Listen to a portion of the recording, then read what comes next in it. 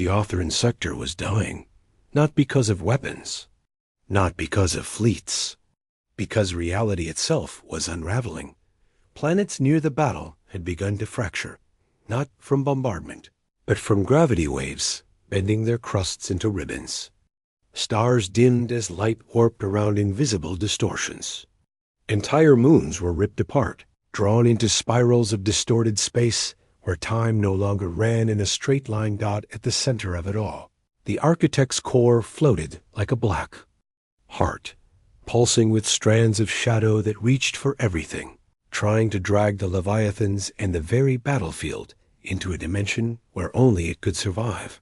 And yet, the Leviathans sang their harmonics, once wild and untamed, now pulsed in perfect unison, stabilizing each other, anchoring themselves to reality with every rolling tone. Through the link, Nathan Cole guided them, his mind stretched to a breaking point as he balanced 9 ancient war forms against the core's growing power.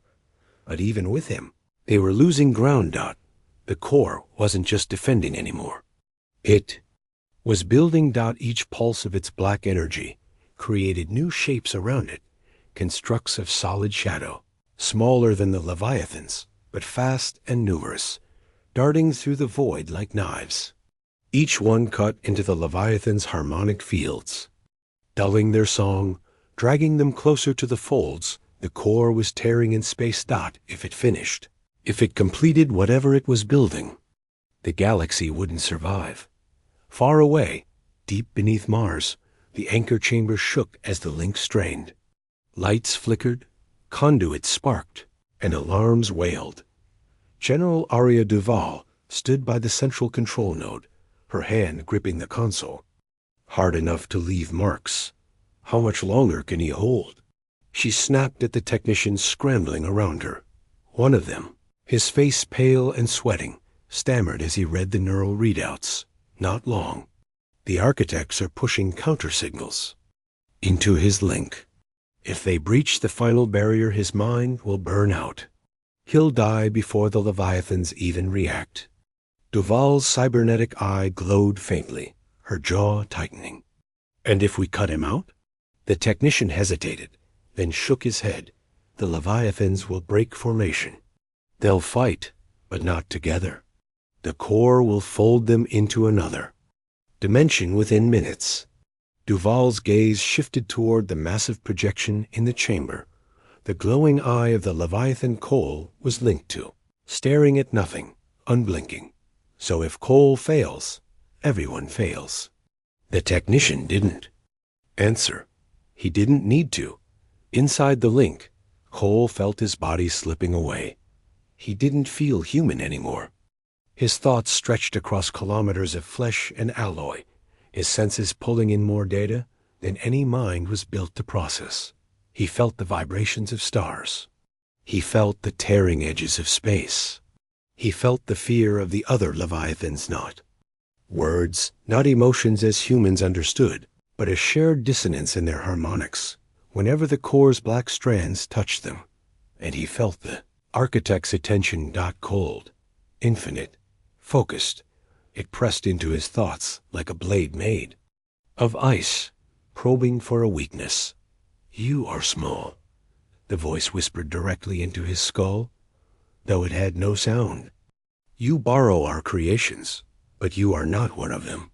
You cannot hold them. You will break, and when you do, we will unmake you, as we unmade the ones before. Cole forced the Leviathan's hum to rise, pushing the voice back. You unmade the compact before. You destroyed empires before. But you never faced us. The core pulsed again. The distortions deepened. The black strands lashed outward, not just at the Leviathans, but at the fabric of reality itself. The battlefield began to collapse, folding inward like a closing fist. Cole felt it closing around them. If the core finished, they wouldn't just die. They'd cease. Back in the anchor chamber, alarms screamed. One technician shouted over the chaos. The core is collapsing the sector. At this rate, we'll lose all contact in 2 minutes. Duval turned sharply toward the projection. Cole, you can hear me. Tell me you have a plan. His voice didn't come from speakers. It came through the link, flat but steady. I do, but I won't survive it. Duval's eye flickered, narrowing. Explain. The Leviathan's harmonics can stabilize space, but only temporarily. If I push them beyond safe limits, force them into full resonance, they can shatter. The core's computation layers all at once, but the backlash, it'll tear apart everything in the field, including me. Duval was silent for a moment. And the Leviathans? They'll survive, Cole said after a pause. Mostly. They were built to handle backlash. I wasn't. The chamber was quiet, except for the alarms. Finally, Duval spoke, her voice calm but hard. Then do it. End this.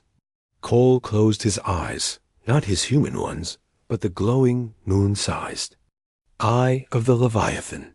He felt the other 8 respond, their harmonics shifting to match his. They were ready. He didn't think of Mars.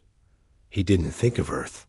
He didn't think of the Compact, or the Council, or the billions who would never know what he did here.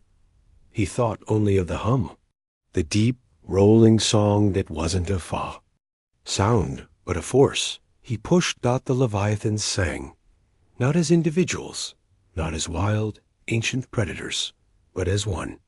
Their combined harmonics built into a single, perfect resonance. The void itself trembled, stars flickering as their energy was pulled into the song. Space stabilized, locked into a pattern for just a moment long enough for the resonance to focus. And then the core screamed, not in sound, not in words, in distortion. The black strands whipped wildly, trying to disrupt the harmonics, but the resonance was too strong. The layers of computation inside the core began to unravel, collapsing inward like a star-going nova. Cole felt the backlash building energy so raw it burned through the link, searing his thoughts like fire. He pushed harder, forcing the Leviathans to hold, even as parts of his own mind began to fracture under the strain. The core imploded. A burst of blinding light white, not black, erupted from its center, expanding across the sector. The distortions shattered. The folded spaces collapsed. Stars flared back to life as the gravitational waves dispersed. The Leviathans survived, their bodies rippling but intact. Cole didn't. Back on Mars, the projection of the Leviathan's eye dimmed. The conduits around the anchor chamber went dark, one by one. The technicians watched in stunned silence as the final readings came through. The core was gone. The architect's constructs had gone inert, drifting like empty shells. The sector was stabilizing dot, and Nathan Cole's neural signature had vanished. General. Duval stood still for a long moment, her hand still resting on the console. Then she straightened, her voice calm but heavy. Signal every Leviathan still awake. Tell them the architects are finished. And tell them Cole bought us the galaxy. The technicians didn't speak. They only nodded outside, beyond Mars. The executors resumed their silent patrols. The Compact's surviving worlds would rebuild, never fully understanding how close they had come to annihilation. And in the far dark, the Leviathans drifted away, their songs fading into silence, until one day the stars tremble again. The trial world was silent, not because it was calm, there was never calm here, but because everything on the surface was waiting. The storms had eased, the winds whispering instead of howling, but the predators that ruled this land were not hunting yet. They were watching, waiting for the strange new prey that had arrived from the stars. High above, in orbit, the Union observers watched too. The broadcast, streamed to billions of homes across the galaxy, had broken records. Never before had a species survived this. Long on Zyphor 7. Never before had a species killed one of its Apex predators within the first hour. The commentary voices trembled, though they tried to sound confident. They cannot last. These humans may fight, but this planet is not one battle. It is an endless war. The predators will not stop, and the storms will only grow worse. Another voice, older and raspier, added, "Do not be deceived by their aggression. Every species fights in the beginning. The Morve killed 3 predators before they were wiped out. The humans will fall, as all do. It is only a matter of time." But none of the voices sounded certain anymore. On the planet's surface, 3 humans stood at the edge of a cliff, looking down at a valley filled with shadows.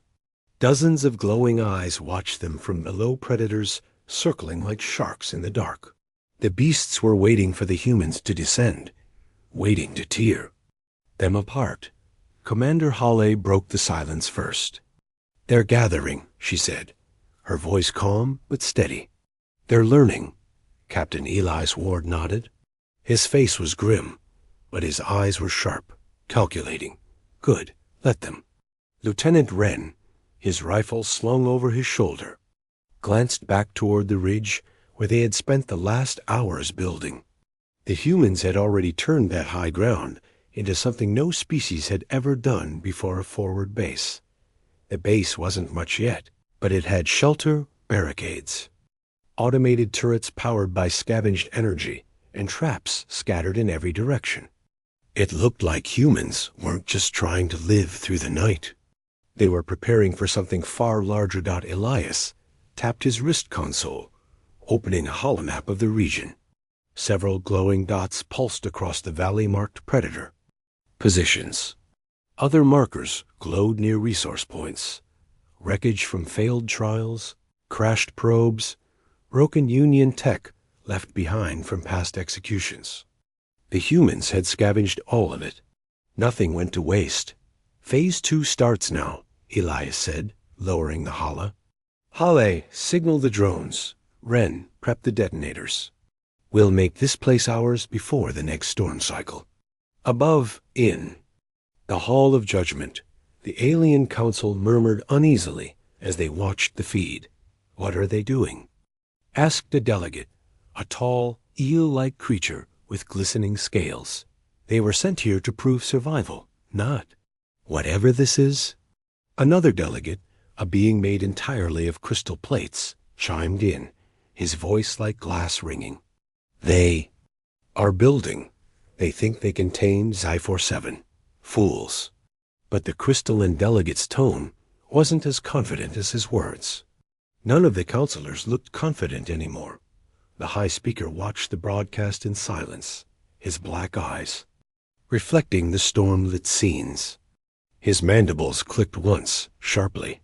"Monitor them," he said coldly. "If they break protocol, we will erase them. But I want to see what they do first." Back on Xi-47, the humans began their work. The valley below was infested with predators, hulking quadrupeds with spined backs, long tails tipped with bony clubs, and jaws strong enough to snap armored vehicles in half. Any other species would have avoided this place. The humans walked straight into it. Wren crouched, setting a string of charges along the cliff face, his hands quick and precise. Hale piloted a small drone, its camera scanning for weaknesses in the terrain. Elias stood at the center, scanning the map, calculating movements, predicting where the predators would strike. Minutes later, the predators came. The first wave rushed up the valley, massive bodies tearing through the ash and rock. Their roars filled the air, shaking the ground beneath the humans' boots. Billions of viewers leaned closer to their screens. This was it. This was when humanity would die, like all the others before them. The chat feeds across the galaxy lit up with betting figures. Some already celebrated, expecting blood, but there was no panic on the ground. The moment the predators crossed a hidden line in the ash, Wren triggered the charges. The entire cliff face exploded, collapsing in a controlled blast that sent tons of rock crashing down on the advancing beasts.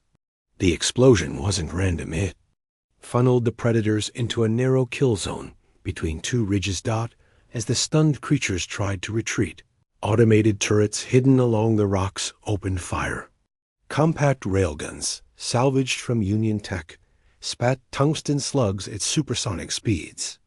One by one, the predators fell. The feed went silent. For the first time in the history of the trials, the hunters had become the hunted. Hours passed. The humans didn't stop. They didn't rest.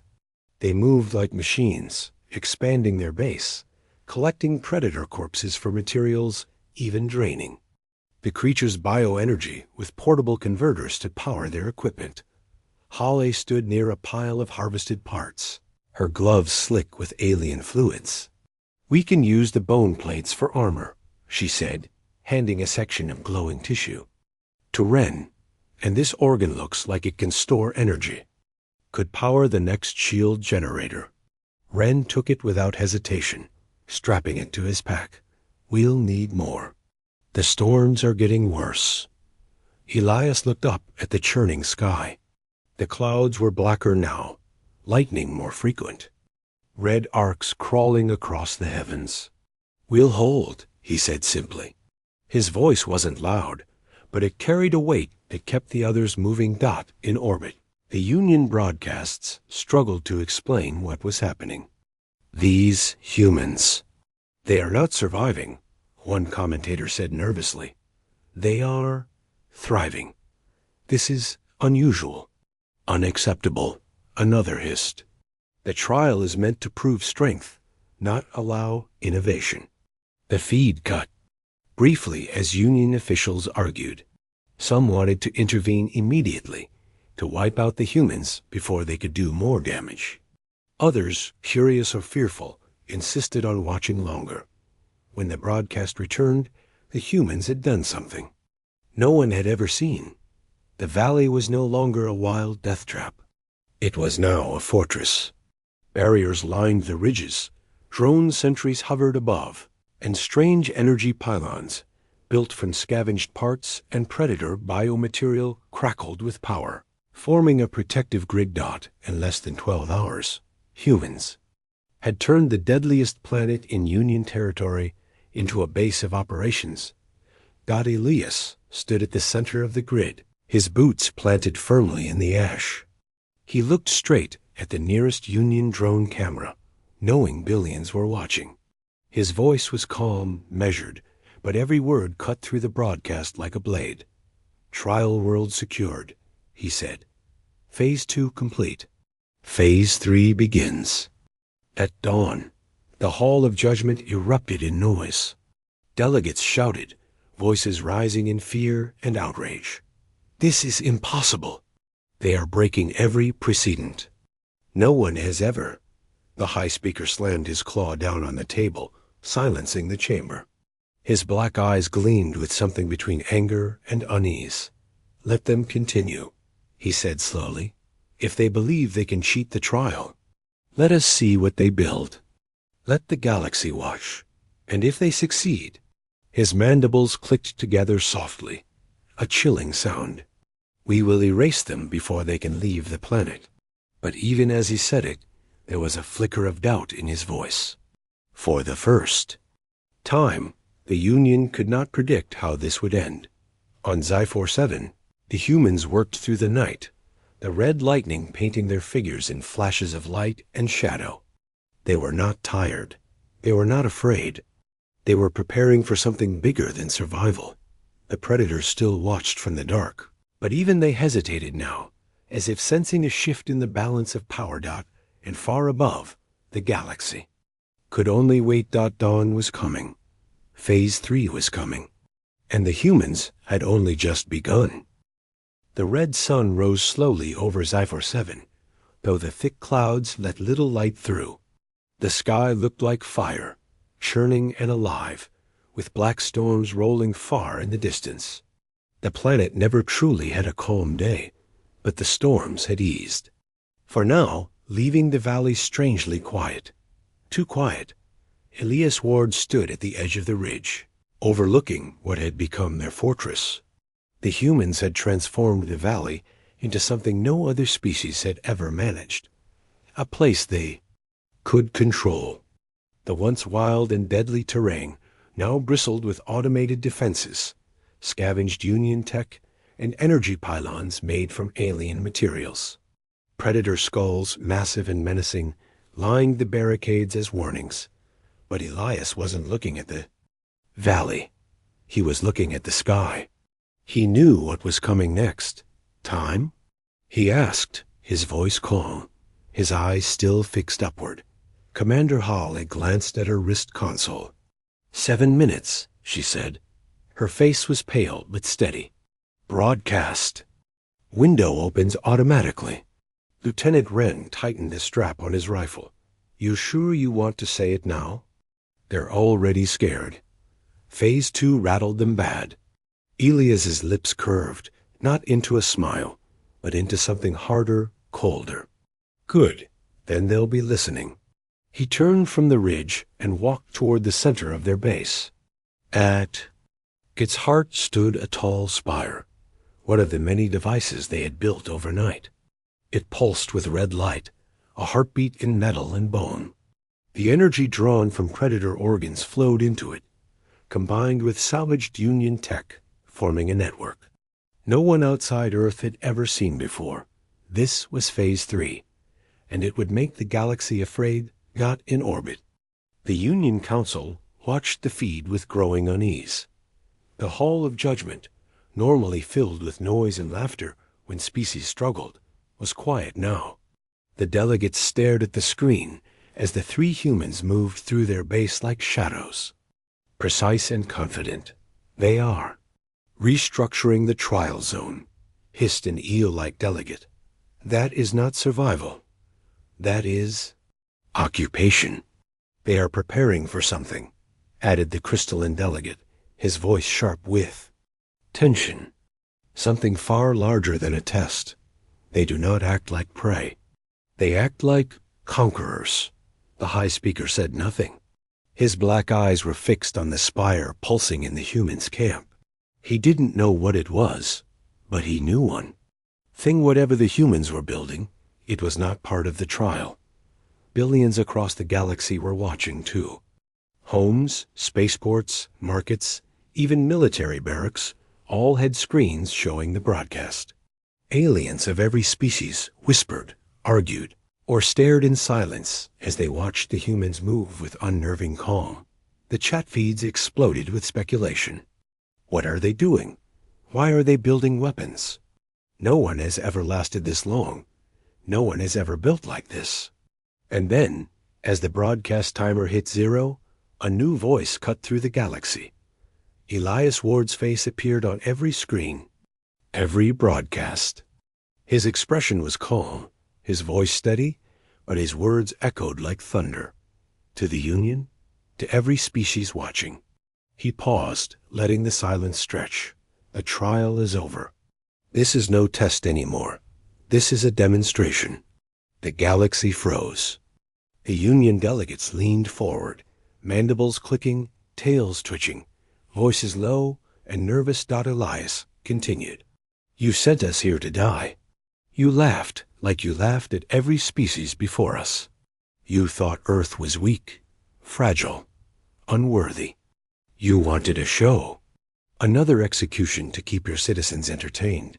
His eyes hardened, and the camera zoomed closer. You were wrong. Behind him, the spire pulsed faster, its glow intensifying. Sparks of energy arced between the pylons scattered across the valley. The ground itself trembled as the network came alive. In 12 hours, Elias said, we secured this world. In another 12, we will reshape it, not to survive, not to escape, but to show you what humanity is capable of. He paused again, letting his words sink in. Billions of beings held their breath. Our ancestors had a saying, Elias added, his tone colder now. Never corner a human. Never tell us the odds. We don't beat odds. We change them. The spire erupted with light, a blinding beam shooting into the sky. It pierced the storm clouds, reaching far into space. Every Union sensor, every ship in orbit, picked up the energy surge. A wormhole began to form. Panic erupted in the Hall of Judgment. "Impossible!" shouted one delegate, their crystalline body flickering with fear. "No species has ever created a wormhole without a gate. That technology is outlawed," another roared. "They are breaking every law. This is no longer a trial. This is—" The high speaker raised one claw, but even he looked unsettled. "Silence," he ordered, though his voice lacked its usual cold certainty. His black eyes reflected the growing wormhole on the broadcast. "Monitor them. Do not interfere yet.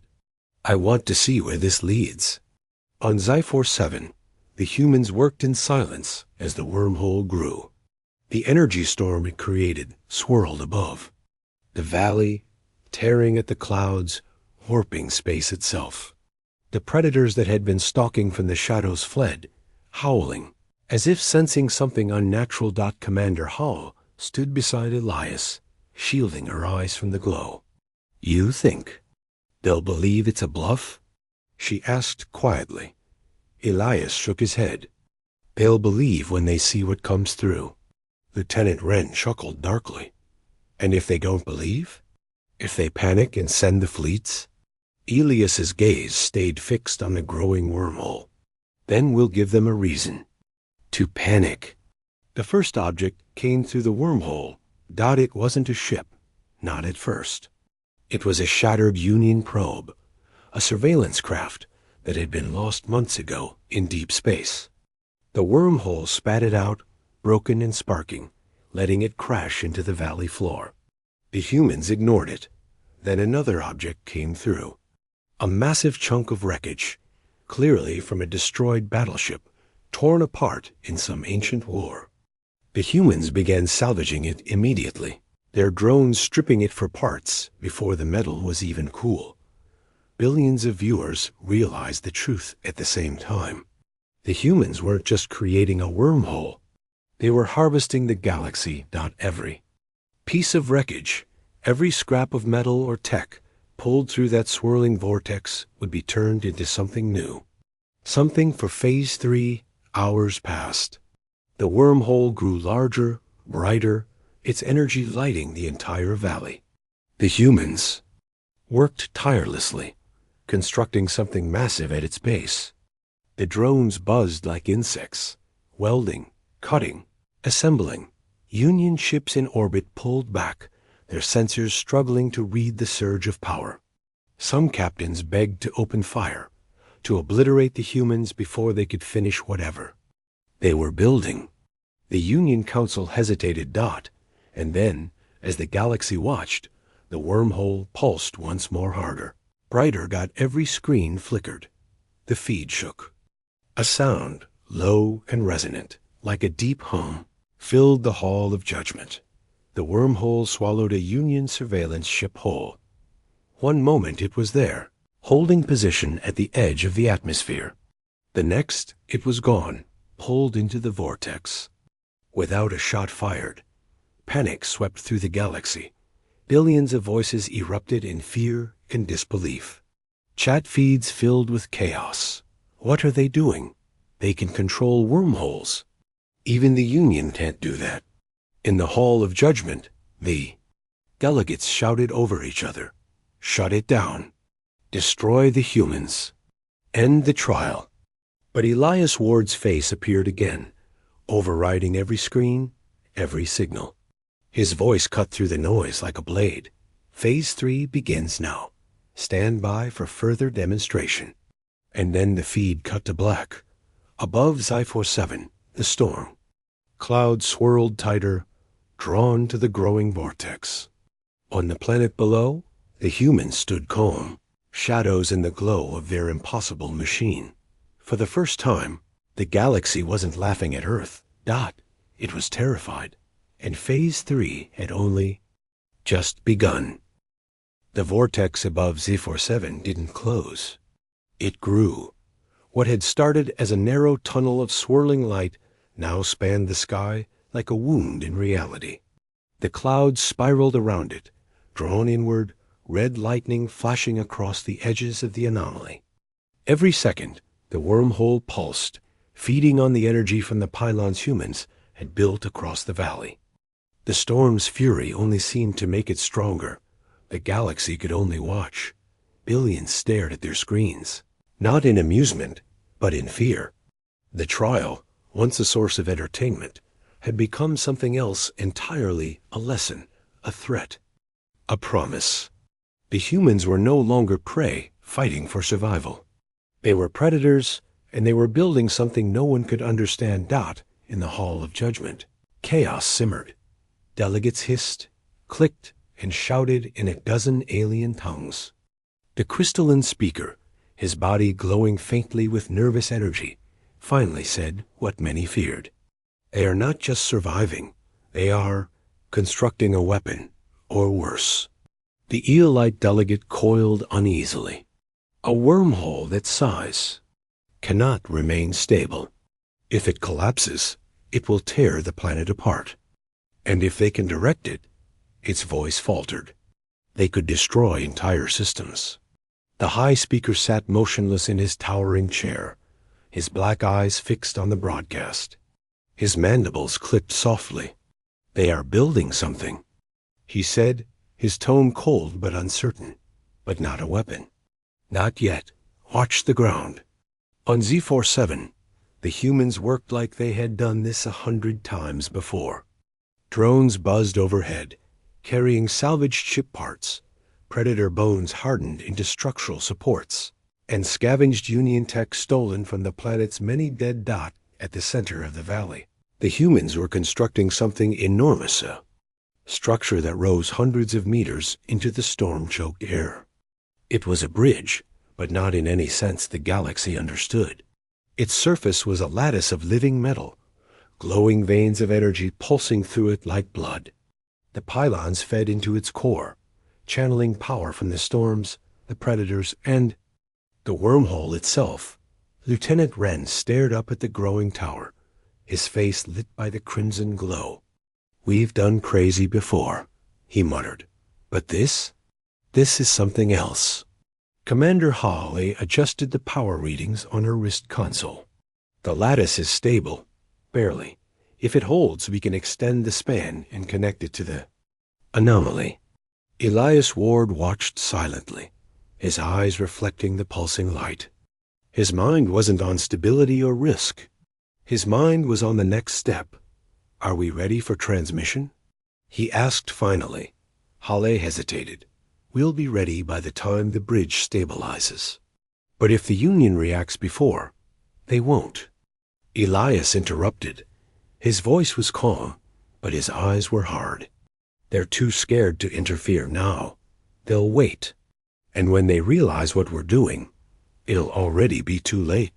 The broadcast drones captured every second. From orbit, the humans' bridge looked like a glowing scar cutting across the planet. It stretched from their valley fortress to the edge of the swirling vortex, pulsing brighter with each new segment added. To the galaxy, it was clear now. The humans weren't trying to escape the trial world. They were turning it into something new, something that defied everything the Union thought possible. Speculation swept through every corner of the Union's networks. Is it a weapon? Are they leaving the planet? What are they building? And then the fear spread further. What if they aren't leaving? What if they're bringing something in? The first test came at midday. The bridge, though still incomplete, began to hum with low, resonant energy. Sparks of blue light ran along its surface, racing toward the vortex. Every Union sensor locked on, scrambling to decipher the readings. Energy output rising. A crystalline aid reported to the Hall of Judgment. If it continues, the anomaly will expand beyond stable parameters. Then stop them. Another. Delegate snapped. Send a fleet. Wipe them out before. The high speaker raised one claw, silencing the room. His black eyes never left the screen. "No, not yet. I want to see what happens when they finish." On the planet, The humans stood near the base of the bridge as the first surge began. The ground trembled as energy pulsed through the structure, connecting with the swirling vortex above. Ren gripped his rifle tightly. If this thing tears the planet in half, I'm blaming you, Elias. Elias didn't look away from the bridge. It won't. We calculated every variable. Hall smirked faintly, though her eyes stayed on the glowing arc. You mean you calculated? I'm just hoping you're right. The hum grew louder, deeper, shaking the air like distant thunder. Then, with a flash of light, the bridge's tip extended into the wormhole, anchoring itself to the swirling energy. The vortex stabilized instantly.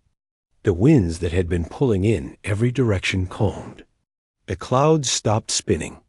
The wormhole now stood still, like a great, glowing tunnel in the sky. And then the first real object came through. It wasn't wreckage this time. It was a ship. Small, sleek, and unmistakably human.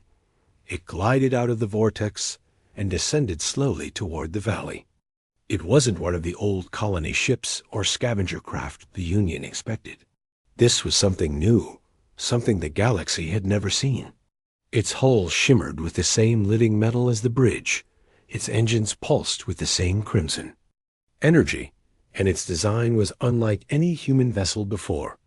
Union broadcasts erupted in chaos.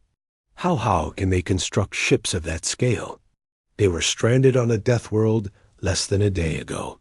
Another voice, panicked, there, using the trial world itself.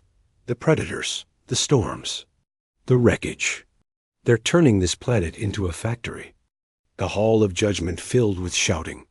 The eel-like delegate hissed, "This is no longer a trial. This is a violation of every Union law. They're weaponizing the anomaly." "They're not weaponizing it," the crystalline delegate said, his voice quiet but sharp. "They're building a fleet." Back on the surface, Elias watched as the first ship landed, its engines kicking up ash and sparks. More were coming through the silhouettes of additional vessels, already visible in the swirling light of the wormhole. Hawley exhaled slowly, her hands steady as she adjusted her console. Bridge stable, production rate increasing. We can bring to 6 more by nightfall. Ren stared at the ship's shimmering hull. You realize we're not just surviving anymore, right? This isn't about the trial. This is about the Union. Elias finally allowed himself a thin smile. It was never about survival. Not for us. The broadcast cut to every world in the Union at once. Elias Ward's voice, calm and unshaken, carried across the galaxy. Phase 3 complete, he said, standing at the foot of the glowing bridge, the new ship behind him. Earth has no intention of surviving quietly. We don't play your games. We don't follow your rules. You wanted a spectacle? You'll get one. The camera zoomed out, showing the wormhole, the bridge, and the valley now filled with glowing human tech. In 24 hours, Elias said, we will leave this planet. Not as survivors, not as victims, but as something far greater than what we were when we arrived. His eyes hardened, his tone final. Watch closely, Union. You won't get another warning. The feed cut to Black Dot in the Hall of Judgment. Silence filled the air. The high speaker finally spoke, his voice low but sharp. Prepare the fleets. If humanity is not stopped now, they will leave Zyphor 7 as something the galaxy cannot contain. But in the eyes of many delegates, there was something worse than anger. There was fear, because even as they ordered their fleets, the galaxy knew one thing. The humans weren't building an escape route. They were building a bridge to the stars. And no one knew what would come across next. The fleets came at dawn. Dozens of Union warships broke through the clouds above Zyphor 7, their black hulls cutting through the red lightning. The sky filled with the hum of engines, the glow of energy weapons charging. The planet, already wild and dangerous, now looked like the center of a storm made by both nature and war. The humans were ready.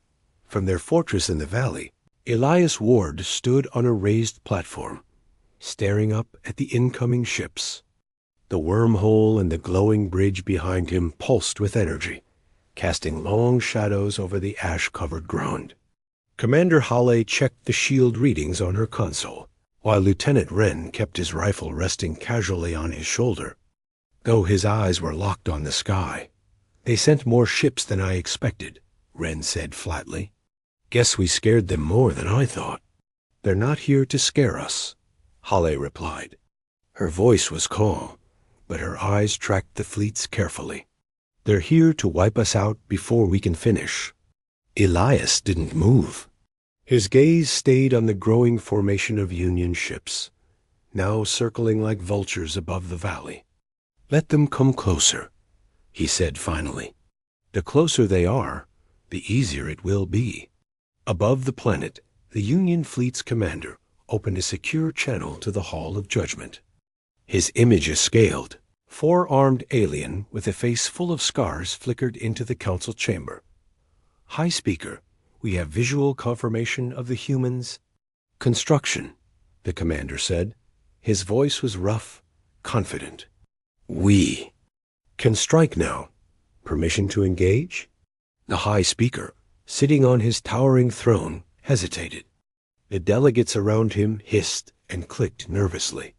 The crystalline delegate leaned forward, his voice like a shard of glass. "If we wait, they will complete whatever they are building. If we strike now, we end this threat." The eel-like delegate hissed softly. "Do not underestimate them. No species has ever lasted this long. They killed predators, they built weapons, and they opened a wormhole without a gate. If they have more surprises—" The High Speaker's black eyes narrowed. "Then we will crush them with everything we have." "Commander, proceed." The scarred alien bared his fangs in approval. "Understood. Beginning orbital strike." The fleets moved into formation, hundreds of cannons locked onto the valley below. Beams of blue light formed at the tips of the Union's largest battleships, charging for a combined blast powerful enough to turn the entire fortress and everything in it to molten ash. Billions of beings across the galaxy tuned in to watch. This was it. The humans had pushed too far, and now they would be erased. The chat feeds filled with messages, some relieved, some disappointed. "It's over. The Union will make an example of them. No one survives an orbital strike." But in the valley, the humans didn't run. They didn't even flinch. "Shields at full?" Elias asked calmly. "Full," Hale said, her hand steady on the console. "But they won't hold against a blast that big. Not for long. They won't need." "T.O.," Elias said. He tapped his wrist console, sending a silent command to the bridge. The lattice of living metal that stretched into the sky began to hum, louder and deeper than before. Energy raced along its glowing veins, and the wormhole above pulsed in time. With the rhythm, the air vibrated as if the planet itself was preparing to speak. The Union ships above opened fire. Blinding beams of energy rained down on the valley, lighting the storm-dark sky. The ground shook as the first blasts hit, ripping apart the ash and stone. Shockwaves tore across the landscape, flattening predator nests miles away. The valley should have been obliterated, but it wasn't. The wormhole flared, its swirling light twisting violently. The blasts of energy bent midder, pulled upward, and vanished into the vortex as if the sky itself had swallowed them. The galaxy gasped dot in the Hall of Judgment. The delegates leapt to their feet. "What is this? How can they do that?" "Our weapons diverted." The High Speaker's mandibles clicked sharply. "They're redirecting the energy," he said, his voice a mix of awe and anger. "The bridge, it isn't just a path. It's a siphon. Where are they sending it?" The crystalline delegate demanded. The answer came seconds later. The wormhole pulsed once more, and the redirected energy shot back out, not at the Union fleet, but at distant coordinates in deep space. The humans had turned the Union's own fire into fuel, sending it across the galaxy. Ren let out a low whistle as the shockwaves faded. That's going to get their attention. Hylid didn't look up from her console. Signal received. Power surge stabilizing. We can keep this going for hours if we need to. Elias's voice was quiet, but every word was cold. We won't need hours. Above, the Union fleet regrouped. Panic rippled through their ranks. Their weapons, their strongest strike, had been rendered useless. The commander snarled into his comms, ordering all ships to fall back and prepare for a ground assault. But before they could move, the wormhole shifted. Its swirling light darkened, turning from bright blue to deep crimson. A hum grew louder, shaking even the Union ships above. And then, something massive began to emerge. At first, it was only a dark shape in the glowing tunnel, larger than any vessel the humans had brought through so far. The Union fleet froze, their sensors scrambling to make sense of the readings. Then the ship came through. It was enormous, dwarfing even the Union battleships. Its hull shimmered with the same living metal as the bridge, but unlike the smaller vessels, this one was built for war. Spines of energy jutted from its sides, and its forward section glowed with a weapon signature far beyond Union tech. Billions of viewers went silent as the ship descended through the storm, its engines shaking the air. Even the predators below howled and fled into the wilderness, sensing something far more dangerous than themselves. Elias Ward looked up at the descending ship, his face calm. Phase 4 begins now, he said quietly. In the Hall of Judgment, the council erupted. Destroy them.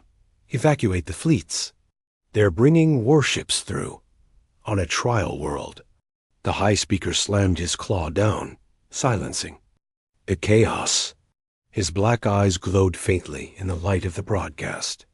Prepare every ship we have. If humanity leaves that planet with a fleet, we will not be able to contain them. But even as he said the words, his mandibles clicked in. A pattern the galaxy had never heard before, a sound the Union's leaders only made when they felt something they never admitted aloud. Fear. In the valley, the massive ship lowered slowly, settling beside the glowing bridge. Its weapons powered up, casting a crimson glow across the storm. Halle watched the readings climb on her console, her voice steady but tense. It's online. Fully armed. The Union ships won't risk coming closer. Ren smirked, adjusting his rifle. Good. Let them run. Or let them try to stop us. Either way, we win. Elias turned toward the wormhole. More shapes were forming in its swirling. Depths, more ships, more machines, more pieces of something the galaxy couldn't yet understand. His expression didn't change, but his words carried like steel through the storm. They sent their fleets, he said. Now we'll send our answer.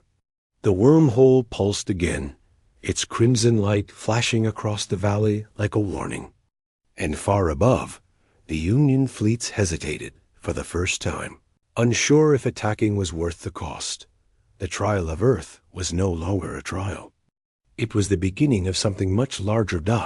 And for the first time in 10,000 years, the galaxy began to wonder, who is truly on trial now? The Union fleets hung in orbit above Zyphor 7, their black hulls glinting in the red lightning. Hundreds of ships, armed with the galaxy's most advanced weapons, circled the planet like vultures. But none of them fired. Not after what they had just seen. The humans had done what no species in history had ever done. They had turned the trial world into a fortress, opened a wormhole without a gate, stolen the Union's own energy attacks, and brought through a ship the size of a city something no one had ever witnessed before. The Union commander's voice cracked through the fleet channels. Hold positions. Await orders from the council. Do not engage until we understand what they are building. But even as he spoke, the humans moved first. In the valley below, Elias Ward stood on the bridge platform, the storm swirling around him. Behind him, the enormous human warship, its living metal hull glowing faintly powered up fully. Energy ran along its spines, the air around it rippling with heat and power. Commander Hall watched her console, her voice steady despite the numbers flashing across the screen. All systems online. The ship's primary weapon is charged. Secondary. Batteries are operational. Drones are fully armed. Lieutenant Wren tightened his grip on his rifle, though his eyes were on the massive vessel. You think they'll wait up there? Or run when they see what's about to happen? Elias didn't look at him. His eyes were fixed on the swirling wormhole, where more ships smaller but fast were beginning to emerge. They'll stay, he said quietly. The Union doesn't retreat, not until they're broken. The broadcast drones captured everything. Across the galaxy, billions watched in silence. The trial, which had once been a brutal spectacle meant to humiliate Earth, had become something unrecognizable. Every screen showed the wormhole, the glowing bridge, and the human fleet now forming in the valley dot, and then the transmission changed. Elias Ward appeared on every broadcast, his expression calm, his voice even. To the Union fleets above, you sent us here to die. You told the galaxy we were weak, that we could never survive your trial. His eyes hardened, his voice cutting sharper. You were wrong. And now we're done waiting. The wormhole flared glowing crimson. The energy pylons along the valley's edges pulsed faster, and the bridge hummed like a living creature. Hale's fingers danced over her console, sending commands to the fleet. Wren adjusted the targeting system on his visor. The massive human warship lifted from the ground, engines roaring. The ash beneath it burned and scattered as it rose into the storm, flanked by two newly arrived escort ships.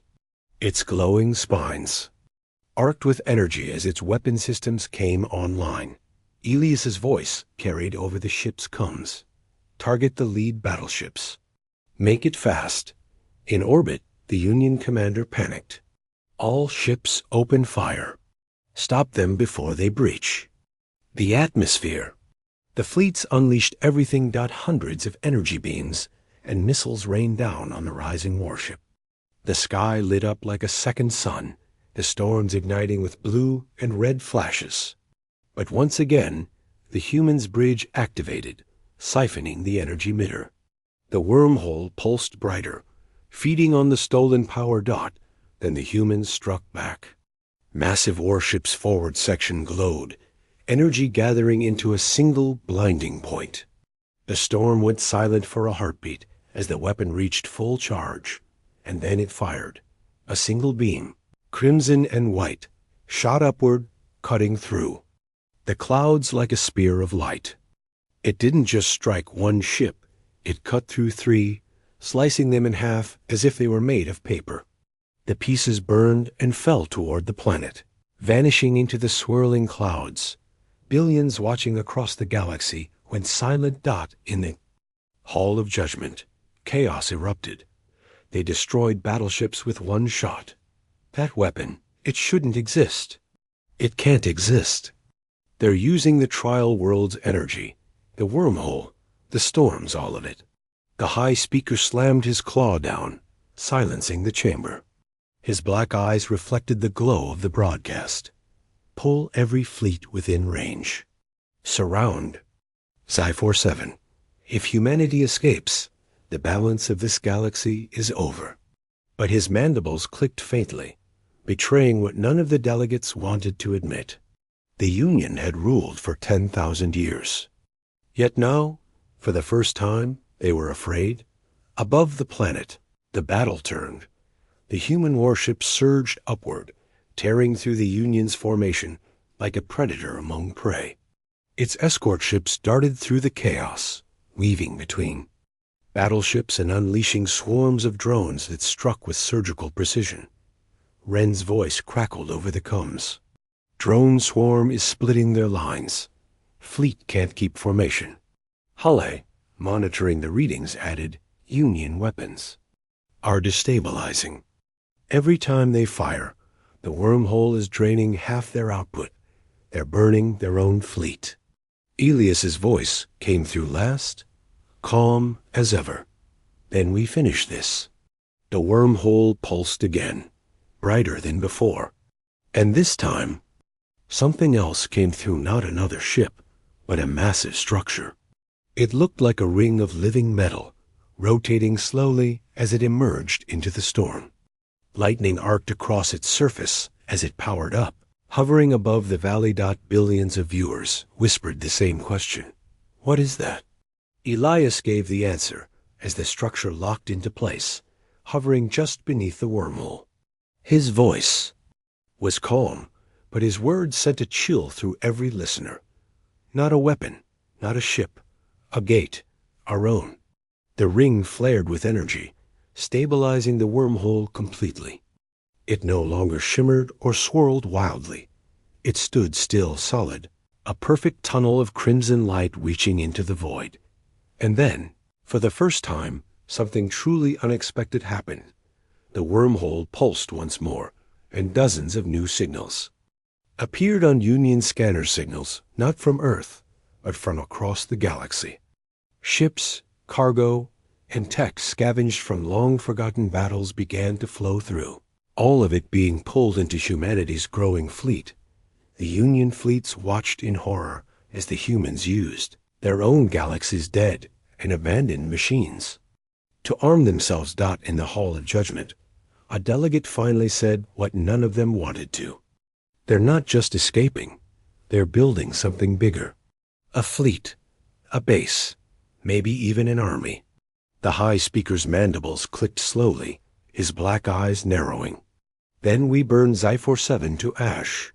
If we have to destroy the entire planet to stop them, so be it. But even as he spoke, the broadcast showed Elias Ward aboard the massive human warship, his gaze cold and unshaken. His voice carried across every channel, every world. You sent us here to die.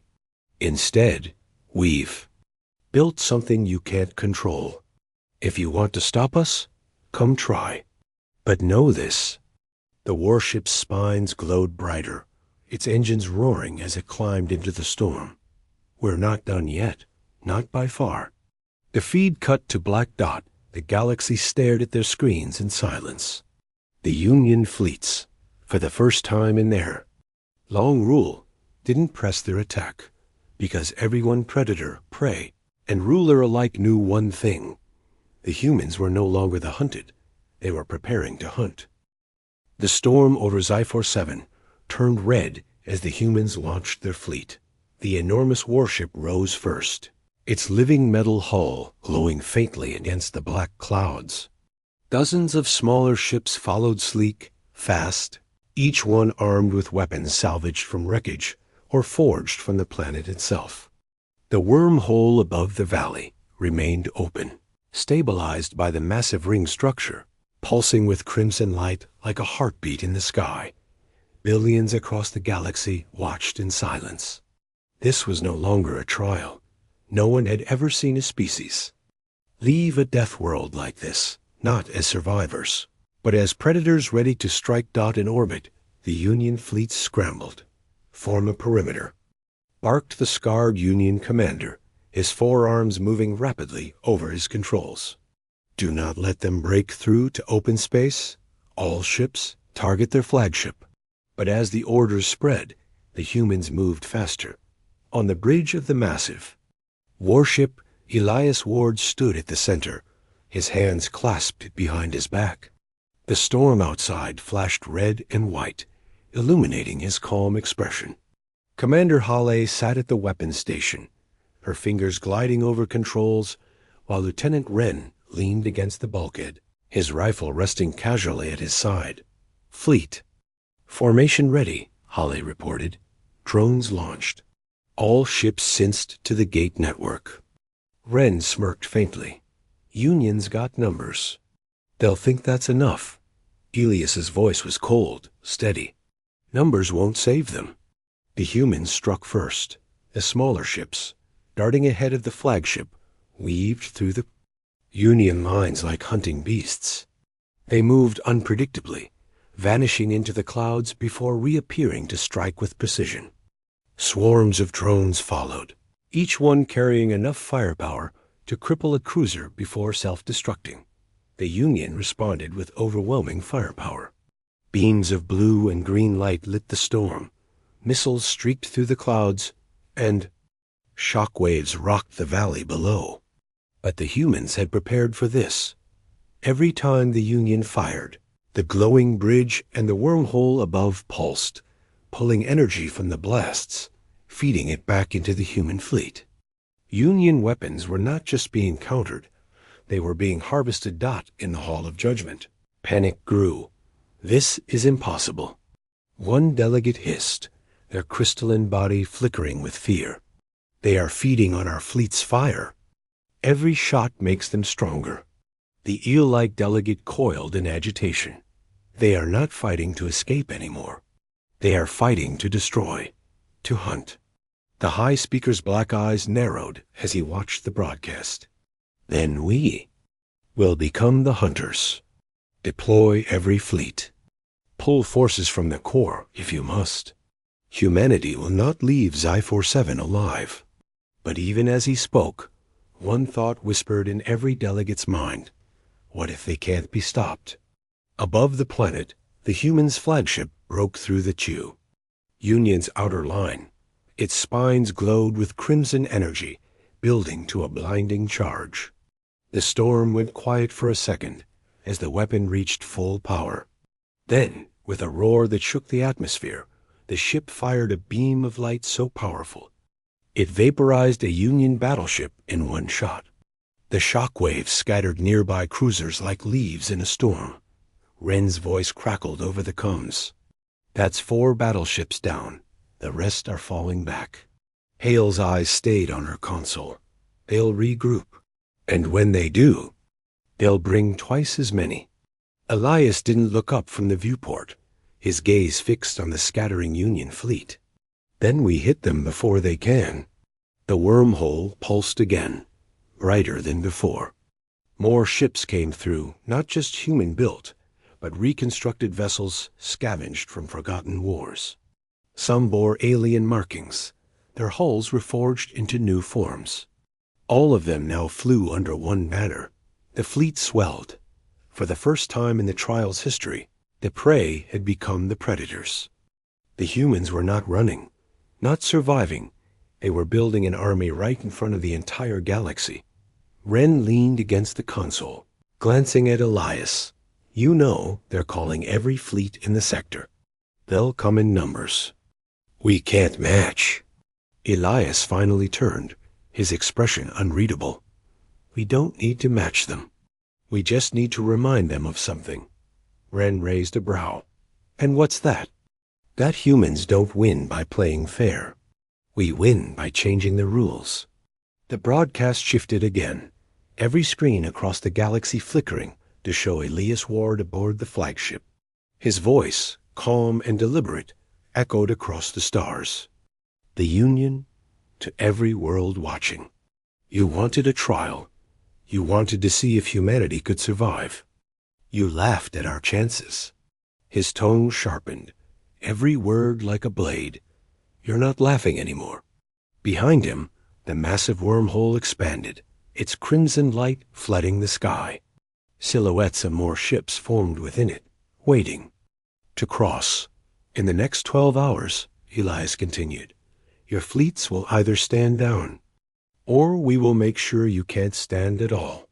This is no longer your trial. This is the beginning of something far larger. He paused, letting the silence stretch across the galaxy. You called us prey. You called us weak. Now you'll call you something else. The feed cut, leaving billions in silence in orbit. The Union commander's voice cracked over the fleet channel. All ships, fall back to defensive positions. Protect the carriers. Do not let them breach the perimeter. But as the humans' fleet surged forward, glowing with stolen energy and growing by the minute, Even the most loyal captains felt doubt creep into their minds, because now, for the first time in living memory, the Union fleets weren't just fighting to win. They were fighting to survive. Back aboard the flagship, Hale glanced at Elias, her eyes steady despite the storm flashing outside. "What's our next target?" Elias stared at the holographic map of the Union fleet, his hand hovering over the projection. One by one, their ships were marked in red. "We break their line," he said finally. "Then we take their carriers. Without those, they can't keep their fleets here. And once they're gone—" Ren's grin was sharp. "We own the skies." Elias nodded once, his voice cold but certain. "And then the galaxy will understand humans don't just survive. We decide who survives." The flagship's engines roared as the fleet surged forward, drones swarming ahead like a storm of steel. The wormhole pulsed brighter, the gate glowing as if alive, and above the trial world, the hunters began their work. The Union fleets surrounded Zyphor 7 like a dark ocean of steel. Hundreds of warships, carriers, and gunships formed a massive perimeter in orbit, their engines glowing blue against the void. From the surface, their numbers blotted out the stars. Billions. Across the galaxy tuned in to the live broadcast. Everyone believed this was the end. No species could stand against the full strength of the Union's armada, not even the humans, who had turned the trial world into a fortress. But the humans weren't preparing to defend. They were preparing to hunt. On the bridge of the massive human warship, Elias Ward stood at the center, his eyes calm despite the chaos beyond the viewport. Commander Hale manned the weapons controls, her fingers gliding over glowing panels. Lieutenant Ren paced near the drone terminal, watching the fleet movements on the holomap. "They've doubled their numbers," Ren said flatly. "Carriers, battleships, cruisers. Looks like half the sector's fleets are here." "They want this done fast," Hale added, scanning the data. "Overwhelming force. Standard Union tactic." Ilias's gaze stayed fixed on the projection of the enemy formation. "It won't work.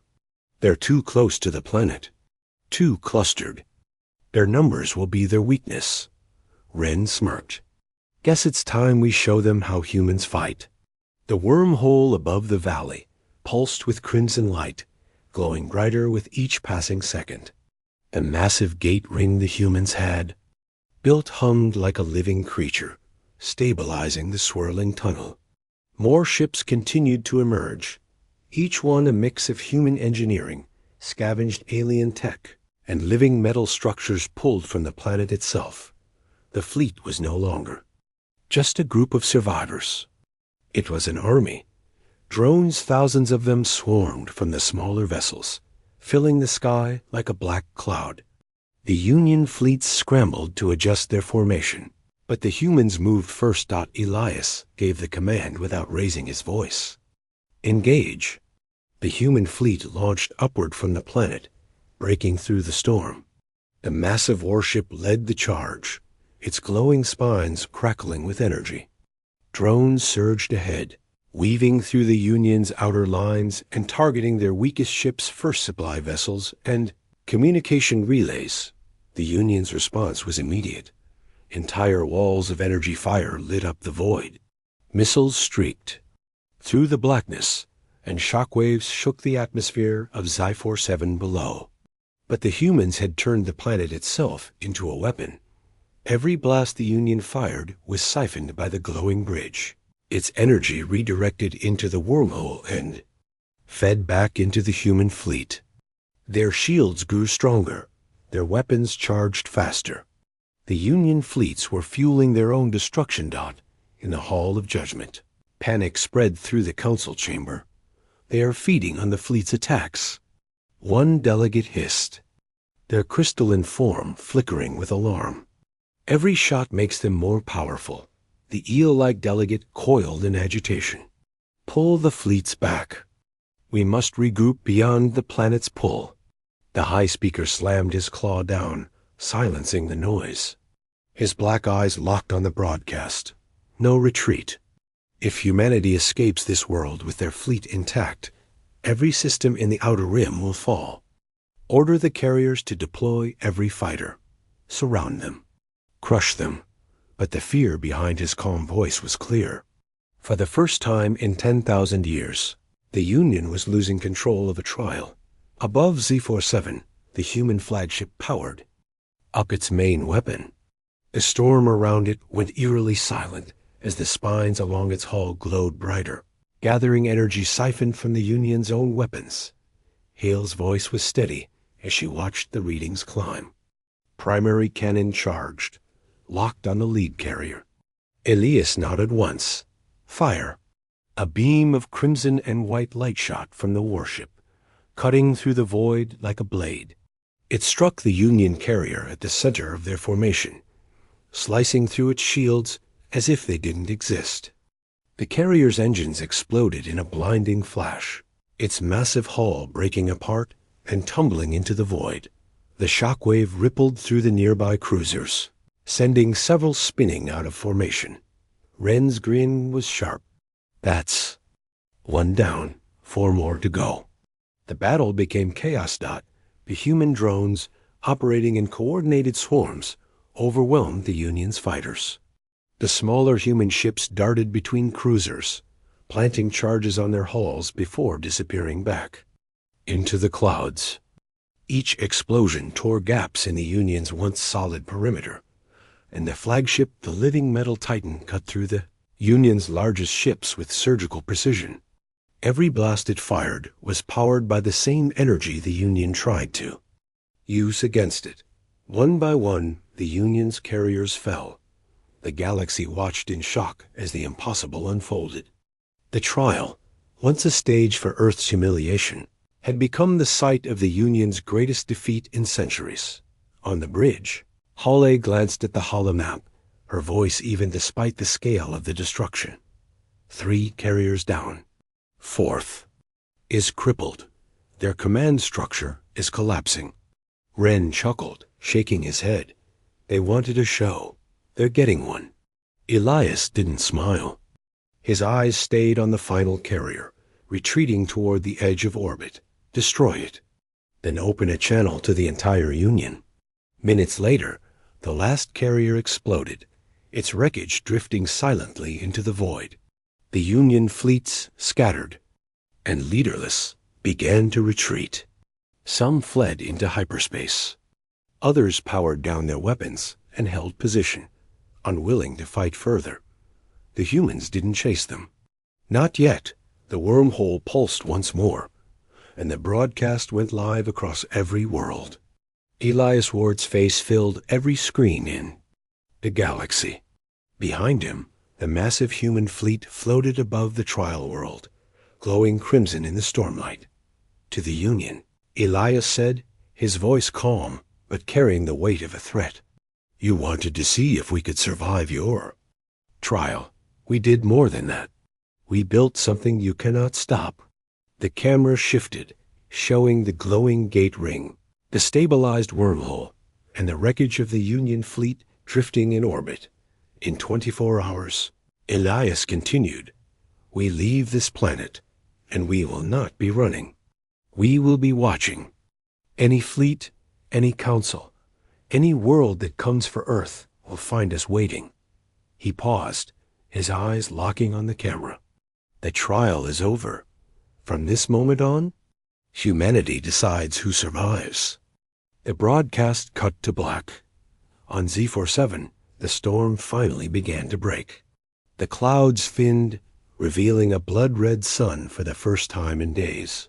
The human fleet hovered above the planet, silent but ready. In the Hall of Judgment, the delegates sat frozen, their voices low and uncertain. The high speaker finally broke the silence. Prepare every defense the Corps has. Humanity is no longer a test subject. They are a threat to the Union itself.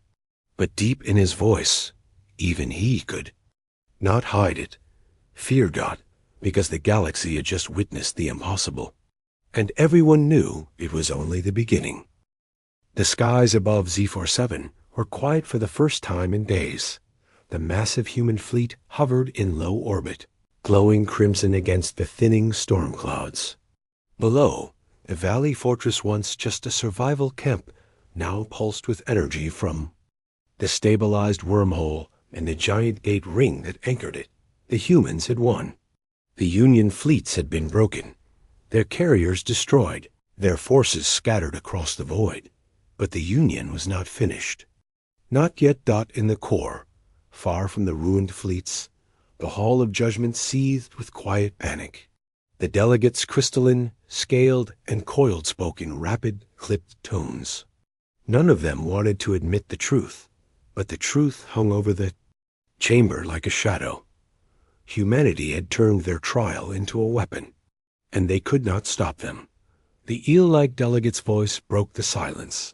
They dismantled our fleets in orbit. If they leave that planet, they will take their wormhole, their weapons, and their new fleet into the galaxy. We will not be able to contain them. The crystalline delegate pulsed faintly. We cannot send more ships. Our sectors are already vulnerable from this failure. The high speaker sat motionless on his towering chair, his black eyes reflecting the distant glow of the broadcast feed. For the first time, his mandibles clicked not in anger, but in thought. If fleets cannot stop them, he paused, his claws flexing. Then we burn the world itself. On Z47, Commander Hale's console flashed with a warning. Union activity detected, she said, her voice steady but sharp. Not local, core signals. They're transmitting through the subspace bands. Lieutenant Wren frowned, adjusting his visor. Another fleet? No, Hale replied, her eyes narrowing as she read the scans. Something worse. Elias Ward stepped forward, his gaze on the crimson wormhole overhead. Planetary strike? Hale looked up at him. Bigger. They're preparing a pulse something to destabilize the wormhole. If they hit us while we're linked to it, the backlash could tear the entire valley apart. Maybe the planet. Wren grinned bitterly. So, their plan is to kill us by blowing up their own trial world. Typical. Elias didn't smile. His eyes stayed fixed on the sky. How long until the pulse fires? Hale tapped her console. 12 hours, maybe less. Across the galaxy, the broadcast networks lit up with the news. The Union didn't announce their plan openly, but whispers spread fast. Billions of beings speculated as they watched the crimson wormhole above XYPH or -7. The Union will destroy the planet. They'll kill every human, even if it costs them their own trial grounds. No one has ever pushed the Union this far, but among those whispers came another, darker thought. What if the humans survived that too? The human fleet didn't retreat. They didn't slow their preparations. In the valley, engineers continued to feed power into the gate ring, stabilizing the wormhole. Further, salvage ships were pulled from the tunnel and reforged into more war vessels. The humans weren't rushing to escape. They were building something bigger. Wren stood at the edge of the platform, watching as drones welded living metal plates onto another ship's hull. You'd think we'd be trying to leave faster, considering the Union's about to drop a star on our heads. Hale didn't look up from her console. We're not leaving in a rush, because Elias doesn't plan to run. Wren glanced at her, raising a brow. You mean he's going to stop their pulse? Hale finally looked up, her expression calm but sharp. No, he's going to make sure they never try it again. Hours later, the human fleet launched again, not toward open space, but toward the upper orbit, where the last fragments of the Union's shattered armada drifted. The flagship led the formation, its spines glowing with the stolen energy of the battles it had already fought. Elias stood on the bridge, his voice even as he gave the order. Bring the gate online. Link the wormhole to the core coordinates. Hale hesitated for just a second. Direct link? If we do that, they'll know exactly where we're sending it. They should know, Elias said. This isn't about hiding. It's about making sure they understand. The wormhole flared brighter, its crimson light flooding the clouds. The gate ring hummed like a living creature as it shifted its orientation, pointing the stabilized tunnel toward a set of distant coordinates, the location of the Union's core, the very heart of their rule.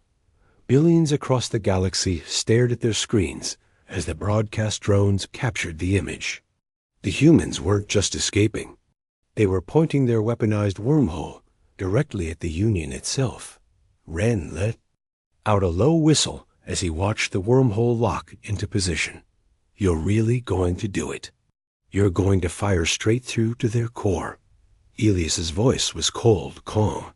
If they want to burn this planet, we'll remind them what fire feels like. In the Hall of Judgment, alarms blared. The delegates shouted in panic, their voices overlapping in a dozen languages.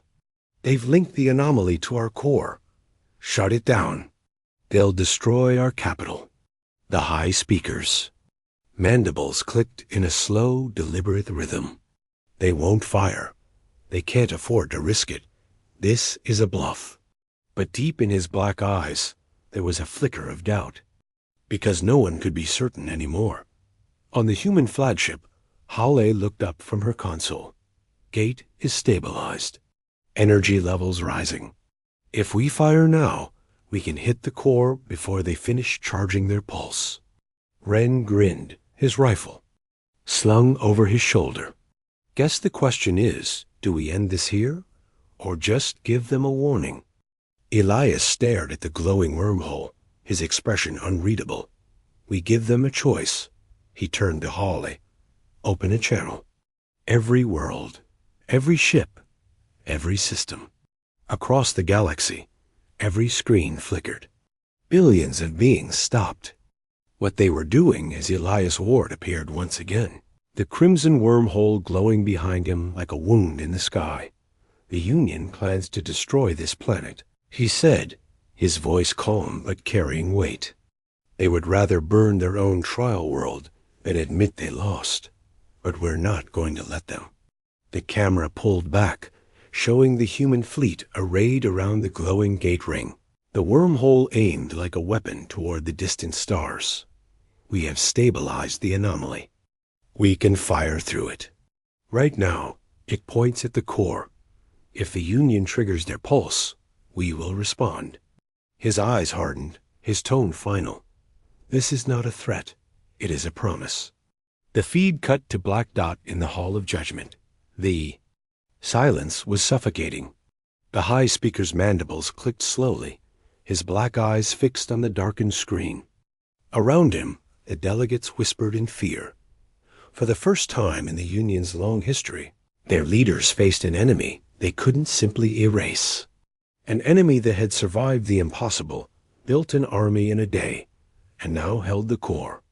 Itself at risk, the eel-like delegate finally spoke, its voice trembling. What do we do? The high speaker didn't answer immediately. His claws tightened on the arms of his chair as he stared into the shadows. We do nothing, until we know if they are bluffing.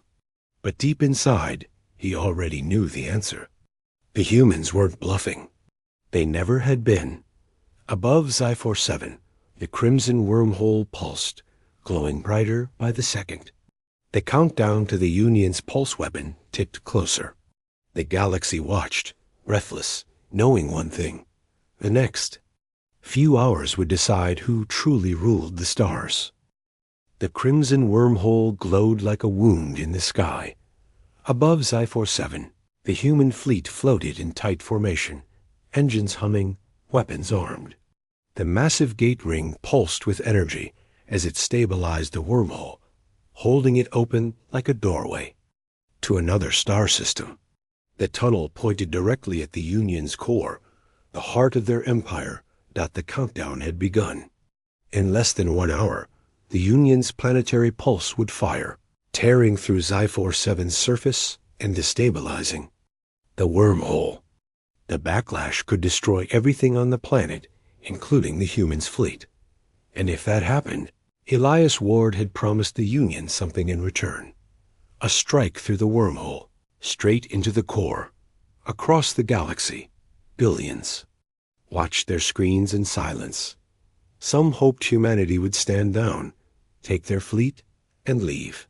Others prayed the Union would destroy the trial world and end this before it spread further. But most predator, prey, and neutral alike watched. For one reason only, no one had ever seen the Union like this. And no one knew how far the humans were willing to go. On the bridge of the human flagship, Elias Ward stood at the center, calm as the storm swirled below. Commander Hawley worked the weapon systems, her hands gliding over glowing panels. Lieutenant. Wren leaned against the bulkhead, his rifle slung over his shoulder, watching the timer tick down. 45 minutes, Hawley said quietly. Their pulse is almost ready. We're still linked to the wormhole. If they fire while it's open, the valley will be gone, Wren finished, his voice flat. Planet, fortress, all of it. Maybe us too. Elias didn't move. His eyes stayed on the crimson glow of the wormhole outside the viewport. Then we make sure they understand what happens if they try. Far away, in the Hall of Judgment, the Union's leaders sat in silence, watching the same broadcast as the rest of the galaxy. The eel-like delegate's voice trembled. They are still pointing the anomaly at our core. If they fire, they could destroy our capital. The crystalline delegate pulsed faintly. We should pull back the pulse. Let them leave. This fight is already lost. The high speaker's black eyes narrowed. His mandibles clicked slowly, his claws drumming against his chair. If we back down now, every species will see our weakness. The Union will fracture. There will be chaos. And if we fire? The eel-like delegate asked. The chamber went silent. Everyone knew the answer. If they fired, and the humans struck. Back, the core itself could burn. Above Xi-47, the timer ticked down. 30 minutes, Hawley reported. Their pulse is locked, power levels climbing. Wren leaned against the console, watching the readings. So, we sit here and wait for them to either kill us or hesitate. Elias turned, his gaze steady. No, we make the choice for them. He tapped his wrist console. Open a new channel. Not just to the Union, to the entire galaxy. Every screen, every broadcast, every com channel across the stars flickered. Billions of beings looked up as Elias Ward appeared, standing on the bridge of the human flagship, the glowing wormhole swirling behind him. To every world watching, he began, his voice calm but carrying weight. You know what is about to happen. The Union plans to destroy this planet to erase us, to kill us, even after we survived their trial, even after we proved we could not be broken. His tone hardened, each word striking like a hammer. We will not stop them from trying. But if they do, the core will burn. The camera panned. Back, showing the human fleet, the wormhole, and the stabilized gate ring, glowing like a weapon ready to strike. This is not a war we wanted, Elias continued. But it is a war they chose. And if they choose to end us today, we will end them tomorrow. The feed cut to black dot in the Hall of Judgment. Silence fell. The high speaker's claws gripped his chair so tightly the alloy creaked. The delegates whispered, their voices full of fear. They're not bluffing, one said. They'll fire if we do. Another hissed. The core cannot fall. The eel-like delegate coiled tightly, its voice low. Then we have no choice. We stand down. The high speaker's black eyes glinted as he turned toward the delegates. If we stand down, we lose everything. The crystalline delegate leaned forward. If we fire, we lose everything faster. The chamber went quiet. For the first time in 10,000 years, the Union's leaders were paralyzed, not by indecision, but by fear of the prey they had once mocked. On the human flagship, the countdown ticked to 15 minutes. They haven't canceled the pulse, Halle said, her voice tense but calm. No new orders from their fleets. No retreat. Ren checked his rifle out of habit, though it wouldn't help against a planetary strike. Maybe they're calling our bluff. Elias stared at the wormhole, his reflection faint in the crimson. Light, and we show them it's not a bluff. A gate ring hummed louder, its energy building. The wormhole widened, its swirling light stabilizing until it looked like a tunnel carved into the void. The flagship's weapon systems charged, its glowing spines arcing with crimson energy. Across the galaxy, billions held their breath. The humans weren't waiting to be struck. They were preparing to strike first. Ren's voice cut through the tension. Targets locked. Core coordinates confirmed. Ready to fire on your command. Halle glanced up at Elias. If we do this, there's no going back. We'll start a war no one can stop. Elias finally turned to face them. His voice was quiet, but each word carried like steel. The Union already started this war. We're just making sure it ends. The timer hit 5 minutes dot, and then, without warning, the Union fleets in orbit powered down their weapons. Their pulse charge, once rising steadily, flatlined. Across every frequency, a same message echoed, broadcast from the Hall of Judgment. This is the Union. The trial of Earth is over. Humanity is free to depart Sci-Fi. No further action will be taken. The words repeated in every language, across every world. The galaxy, stunned, went silent. On the flagship, Ren blinked at the transmission. They backed down, just like that. Hale's fingers flew over her console, confirming the readings. Pulse is offline. Their fleets are standing down. They're letting us go. Elias didn't smile. His gaze stayed fixed on the wormhole, its crimson glow lighting the bridge. They didn't back down because they wanted to. They backed down because they finally understand. He turned away from the viewport, his voice calm but sharp. Keep the gate active. We're leaving, but not alone. Ren tilted his head. Meaning? Meaning, Elias said. We're taking everything we built here with us. The fleet, the gate, the wormhole.